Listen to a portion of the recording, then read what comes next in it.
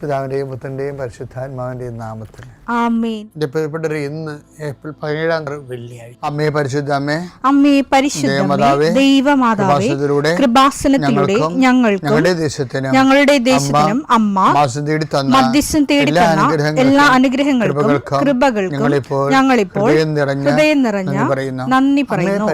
അമ്മേ പരിശുദ്ധമേ, ദൈവമാതാവേ, 2004 ഡിസംബർ 7 ഉച്ചകഴിഞ്ഞ് 2:30 കൃപാസനത്തിൽ സംഭവിച്ച അമ്മയുടെ പ്രത്യക്ഷപ്പെടലിനെ കുറിച്ച് തിരുസഭയ്ക്ക് സമർപ്പിച്ചിരിക്കുന്ന പഠനരേഖകളുടെ മേൽ സഭാത്മകമായ പഠനം ആരംഭിക്കുവാൻ ഞങ്ങൾ പ്രാർത്ഥിക്കുന്നു. അമ്മേ പരിശുദ്ധമേ, ഭൂസ്വർലോകങ്ങളുടെ രാജ്ഞിയായ അങ്ങേയ്ക്ക് ഭൗമസംരക്ഷണത്തിനായി പ്രപഞ്ചപ്രകൃതിയെ തന്നെ തിരുസഭ പ്രതിഷ്ഠിക്കുവാൻ ഈ പ്രത്യക്ഷീകരണം വഴി ഇടയാക്കണമേ. പരിശുദ്ധമേ, ജപമാല മാതാവേ, സകല പ്രാർത്ഥനയോടും ചേർത്ത് ഞങ്ങളിപ്പോൾ പ്രാർത്ഥിക്കുന്ന ഈ കുടുംബത്തിന്റെ പ്രത്യേക നിയോഗം പറ മക്കളെ.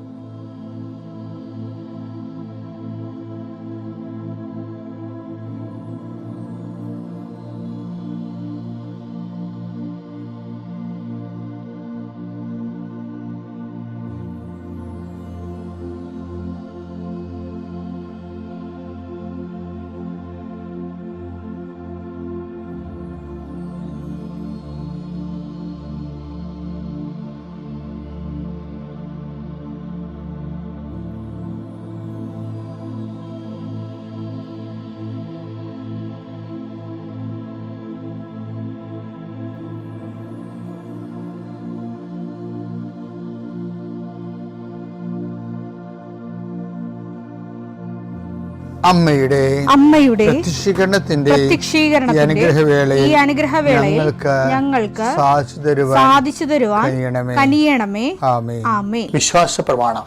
സർവശക്തനായ പിതാവും ആകാശത്തിന്റെയും ഭൂമിയുടെയും സൃഷ്ടാവുമായ ദൈവത്തിൽ ഞാൻ വിശ്വസിക്കുന്നു. അവിടുത്തെ ഏകപുത്രനും ഞങ്ങളുടെ കർത്താവുമായ ഈശോ മിശിഹായിലും ഞാൻ വിശ്വസിക്കുന്നു.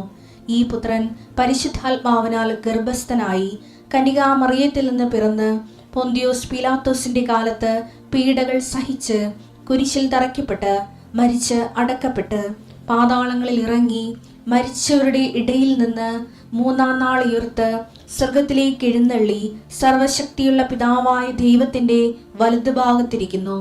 അവിടെ നിന്ന് ജീവിക്കുന്നവരെയും മരിച്ചവരെയും വിധിക്കുവാൻ വരുമെന്നും ഞാൻ വിശ്വസിക്കുന്നു. പരിശുദ്ധാത്മാവിലും ഞാൻ വിശ്വസിക്കുന്നു. വിശുദ്ധ കത്തോലിക്കാ സഭയിലും പുണ്യവാന്മാരുടെ ഐക്യത്തിലും പാപങ്ങളുടെ മോചനത്തിലും ശരീരത്തിന്റെ ഉയർപ്പിലും നിത്യമായ ജീവിതത്തിലും ഞാൻ വിശ്വസിക്കുന്നു. ആമേൻ. സുഖസ്ഥനായ ഞങ്ങളുടെ പിതാവേ, അങ്ങയുടെ നാമം പൂജിതമാകണമേ. അങ്ങയുടെ രാജ്യം വരണമേ. അങ്ങയുടെ തിരുമനസ് സ്വർഗത്തിലെ പോലെ ഭൂമിയിലും ആകണമേ. അന്നു വേണ്ടുന്ന ആഹാരം ഇന്ന് ഞങ്ങൾക്ക് തരണമേ. ഞങ്ങളോട് തെറ്റ് ചെയ്യുന്നവരോട് ഞങ്ങൾ ക്ഷമിക്കുന്നത് പോലെ ഞങ്ങളുടെ തെറ്റുകൾ ഞങ്ങളോടും ക്ഷമിക്കണമേ. ഞങ്ങളെ പ്രലോഭനത്തിൽ ഉൾപ്പെടുത്തരുതേ, തിന്മയിൽ ഞങ്ങൾ രക്ഷിക്കണമേ. ആമേൻ. നന്മ നിറഞ്ഞ മറിയമേ, സ്വസ്തി. കർത്താവ് അങ്ങയുടെ കൂടെ സ്ത്രീകളിൽ അങ്ങ് അനുഗ്രഹിക്കപ്പെട്ടവളാകുന്നു. അങ്ങയുടെ ഉദരത്തിൻ ഫലമായി ഈശോ അനുഗ്രഹിക്കപ്പെട്ടവനാകുന്നു.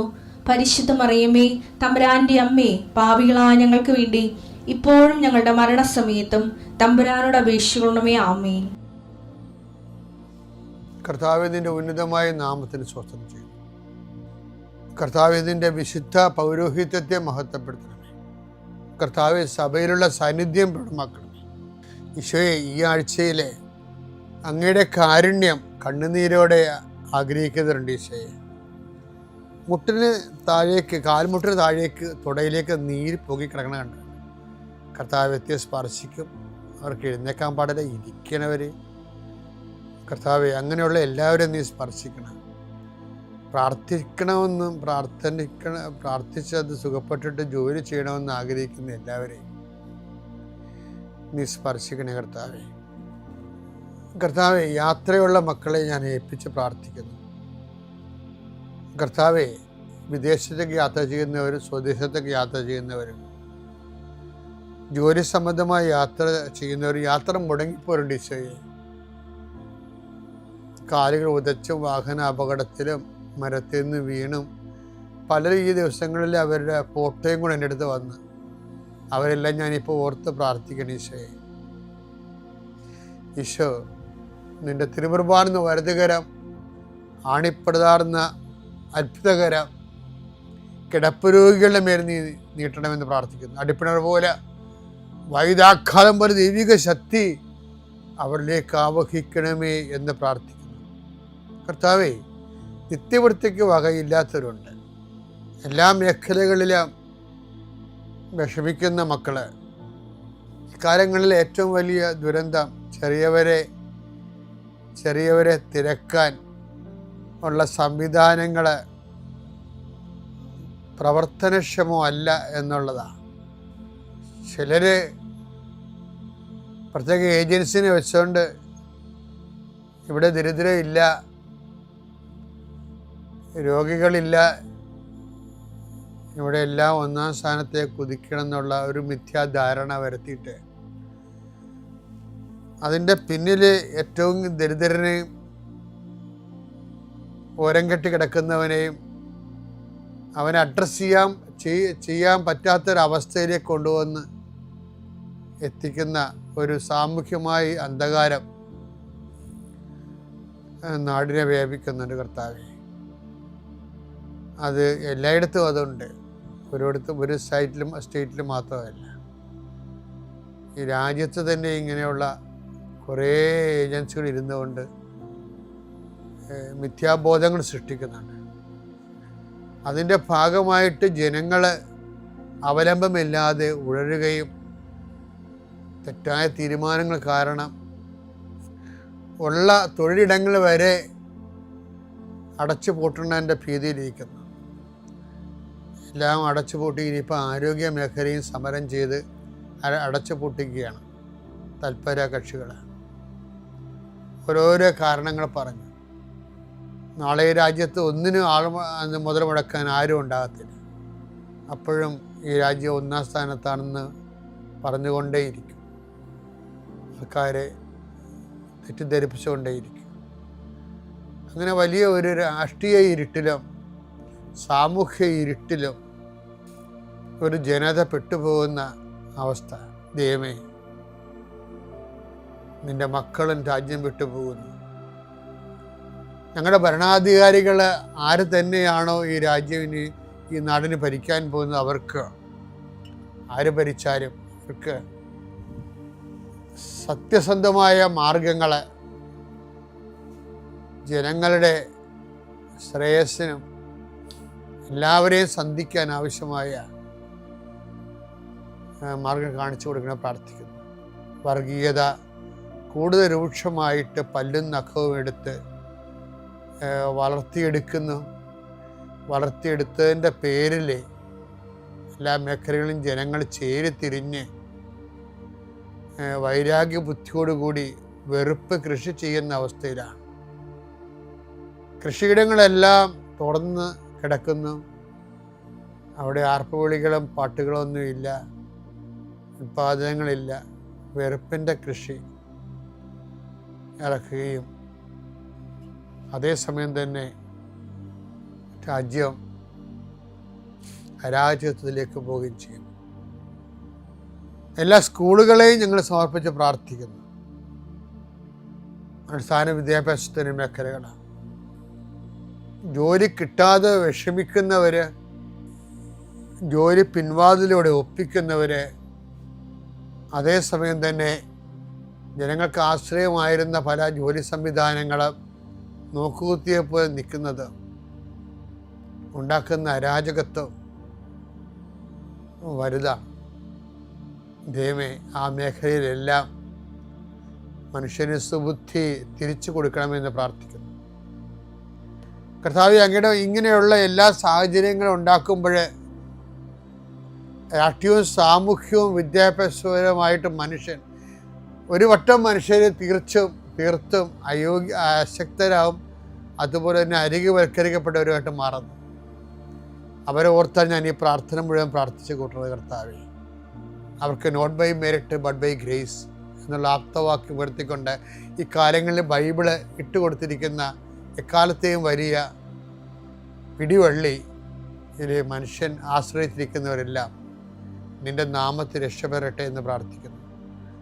ജോലി, വീട്, വിവാഹം, ആരോഗ്യം, യാത്ര, സാമ്പത്തിക ബാധ്യത, വിറ്റുമാറ്റാനുള്ള തൊഴിലുകൾ, കടങ്ങൾ, ജപ്തി നടപടി, വിവാഹ ആലോചനകൾ, കുഞ്ഞുങ്ങളില്ലാത്ത അവസ്ഥകൾ, ഭവനരഹിതർ, ഏതെല്ലാം മേഖലകളിൽ അങ്ങയുടെ മക്കളെ വേദനിക്കുന്നുണ്ടോ, അന്തഃഛിദ്രം വന്ന കുടുംബങ്ങൾ, കേസും വാക്കാടവുമായിട്ട് നടക്കുന്ന, കോടതി കയറി ഇറങ്ങുന്ന കുടുംബങ്ങൾ, എല്ലാവരെയും സംബന്ധിച്ച് പ്രാർത്ഥിക്കുന്നു.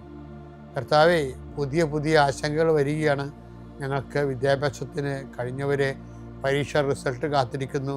അവർക്ക് നല്ല റിസൾട്ട് കിട്ടിയിട്ട് അവർ പോകുന്ന ഇടങ്ങളിലെല്ലാം, നീ പോകുന്ന ഇടത്തെല്ലാം നിൻ്റെ കൂടെ ഞാനുണ്ടാകുന്ന അള്ളിച്ചിട്ട് കർത്താവേ, നിൻ്റെ ചൈതന്യം അവരേക്ക് ആവശ്യിക്കുകയും എൻ്റെ പ്രാർത്ഥനയിൽ ആശ്രയിച്ചിരുന്ന് പ്രാർത്ഥിക്കുമ്പോൾ എൻ്റെ കാര്യം അച്ഛൻ പറഞ്ഞില്ലല്ലോ എന്ന് ഓർത്ത് ഇപ്പം സങ്കടപ്പെടുന്നവരെ അവർ മനസ്സിൽ വിചാരിക്കുന്ന കാര്യത്തിൻ്റെ മേലെ മാതാവിൻ്റെ മധ്യസ്ഥത്തിൽ യേശു നാമത്തിലെ വിടുതൽ ലഭിക്കട്ടെ.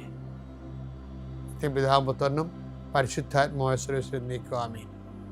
എൻ്റെ പ്രിയപ്പെട്ടവരെ, യോഹന്നാൻ്റെ സുവിശേഷത്തിലെ വളരെ നമ്മളുമായിട്ട് വളരെ പ്രായോഗികമായിട്ട് സഹായിക്കുന്നൊരു വചനമുണ്ട്. അത് യോഹന്നാൻ 3:21. സത്യം പ്രവർത്തിക്കുന്നവൻ വെളിച്ചത്തിലേക്ക് വരുന്നു. അങ്ങനെ അവന്റെ പ്രവർത്തികൾ ദൈവൈക്യത്തിൽ ചെയ്യുന്നവയെന്ന് വെളിപ്പെടുന്നു. മതി. അപ്പൊ എന്താ പ്രശ്നം വെച്ച് കഴിഞ്ഞാൽ അവന്റെ സത്യം പ്രവർത്തിക്കാൻ വെളിച്ചത്തിലേക്ക് വരുന്നു. കാരണം അവന്റെ പ്രവർത്തികൾ ദൈവ ഐക്യത്തിൽ ചെയ്യുന്നുവെന്ന് വെളിപ്പെടുന്നു. അത് കാര്യത്തിൽ ഇപ്പം നമ്മുടെ ഉടമ്പടി എന്ന് പറഞ്ഞാൽ എന്താ? അവൻ പറയണ പോലെ ചെയ്യണമല്ലേ, പക്ഷെ അത് പ്രവൃത്തിയല്ലേ. പക്ഷെ പ്രവൃത്തി ചെയ്യുമ്പോൾ നമ്മളത് എങ്ങനെയാണ് ചെയ്യേണ്ടത്? ദൈവത്തോട് ഐക്യപ്പെട്ടാണ് ചെയ്യേണ്ടത്. അപ്പം നിങ്ങളോർക്കും പിന്നെ ഞങ്ങൾ അങ്ങനെയല്ലേ ചെയ്യണമെന്ന്. പക്ഷെ ചിലരങ്ങനെയല്ല. പലരും ഈ ഇൻറ്റൻഷൻ ഐക്യത്തിലാണ് ചെയ്യണത്, നിയോഗ ഐക്യത്തിൽ. അവിടെ ഒരു ഭയങ്കര തെറ്റുണ്ട്. ശരിക്കും പറഞ്ഞാൽ ദൈവ ഐക്യത്തിലല്ല ചെയ്യണം ഉടമ്പടി. ഇപ്പം നിങ്ങൾക്ക് വിസ കിട്ടണില്ല, ഉടനെ നിങ്ങളെന്താ ചെയ്യണത്? ഉടമ്പടി എടുക്കും. എന്നിട്ട് നിങ്ങളെ ഉപപ്രവർത്തനങ്ങളൊക്കെ ചെയ്യുവേ. എന്തിനാണ്? വിസ കിട്ടാൻ വേണ്ടിയാണ്. അപ്പോൾ അതെന്താ? നിയോഗ ഐക്യത്തിലാണ് ചെയ്യണം. ദൈവത്തിന് അവിടെ ബന്ധമൊന്നുമില്ല.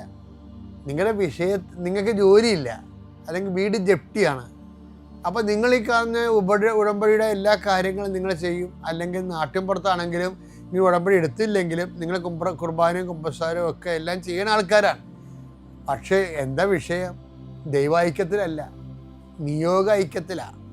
ഇത് ഭയങ്കര വ്യത്യാസം ഉണ്ടാക്കുന്നുണ്ട്. ആൾക്കാർ ഇതിൻ്റെ അകത്ത് ഇരുട്ടി തപ്പണാണ്. എന്ന് വെച്ചാൽ നിയോഗ ഐക്യത്തിൽ ദൈവതിരുസന്നിധിയിൽ ഒരു സൽപ്രവൃത്തിയും സ്വീകാര്യമല്ല.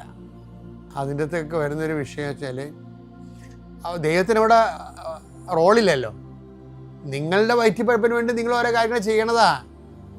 അതുകൊണ്ട് തന്നെ അത് പക്ഷെ മനുഷ്യൻ അറിയാതെ വിചാരിക്കും അപ്പം നമ്മൾ പ്രാർത്ഥിക്കില്ല. അപ്പം ദൈവത്തോടല്ലേ? ദൈവത്തോടാണ് പ്രാർത്ഥിക്കണത്. പക്ഷെ ഐക്യമാരാണ് നിയോഗത്തോട് ഐക്യപ്പെട്ടിരിക്കുന്നത്. അതാണ് യോഹന്നാൻ ഭയങ്കര സീരിയസ് ആയിട്ട് പറയണത്. നിങ്ങളുടെ പ്രവർത്തികൾ സത്യം പ്രവർത്തിക്കുന്നവൻ വെളിച്ചത്തിലേക്ക് വരുന്നു. അങ്ങനെ അവന്റെ പ്രവർത്തികൾ ദൈവൈക്യത്തിൽ ചെയ്യുന്നവയെന്ന് വെളിപ്പെടുന്നു. പ്രവർത്തികൾ, നമ്മുടെ പ്രവർത്തികൾ ദൈവ ഐക്യത്തിലാണെന്ന് നോക്കണം.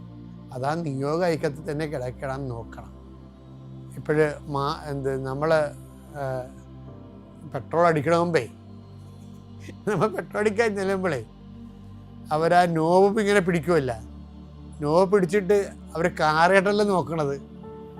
അവർ പെട്രോളിൻ്റെ ആ ഡാഷ്ബോർഡില്ലേ അതുമേലാണ് നോക്കണത്. എന്താ നോക്കണത്? ഡീസലാണ് അടിക്കാൻ പോണത്, പെട്രോളാണ് അടിക്കാൻ പോണതെന്നാണ് നോക്കണത്. അത് നോക്കിയിട്ട് നമ്മളോട് ചോദിക്കും ഡീസലാണോ പെട്രോളാണെന്ന്. അപ്പോൾ നമ്മൾ പറയും പെട്രോളാണ് അല്ലെങ്കിൽ ഡീസലാണെന്ന് പറയുമ്പോൾ അവരങ്ങോട്ടും നോക്കും. അവർ പിടിച്ചിരിക്കുന്ന നോബ് ഡീസലിൻ്റെ ആണ് പെട്രോളിൻ്റെ ആണ്. കാര്യം ഡീസൽ ടാങ്കിൽ പെട്രോൾ ഒഴിച്ചുള്ള അവസ്ഥ എന്താണ്? പെട്രോൾ ടാങ്കിൽ ഡീസൽ ഒഴിച്ചു കഴിഞ്ഞാൽ പിന്നെ മൊത്തം എഞ്ചിന് ഊരി കഴുകേണ്ടി വരും. അപ്പം അതുപോലെ തന്നെയാണ് ഈ വിഷയം. നിങ്ങൾ ഉടമ്പടി എടുക്കുമ്പോൾ ഈ ദൈവ ഐക്യത്തിലാണോ നിയോഗ ഐക്യത്തിലാണോ നോക്കണം. നിയോഗ ഐക്യത്തിലാണെങ്കിൽ പെട്രോൾ ടാങ്കിൽ ഡീസൽ അടിക്കണ പോലെ ഇരിക്കും. ഓക്കെ അല്ലേ? ശ്രദ്ധിക്കണേ. പിതാവിൻ്റെയും പുത്രൻ്റെയും പരിശുദ്ധാത്മാവിൻ്റെ നാമം.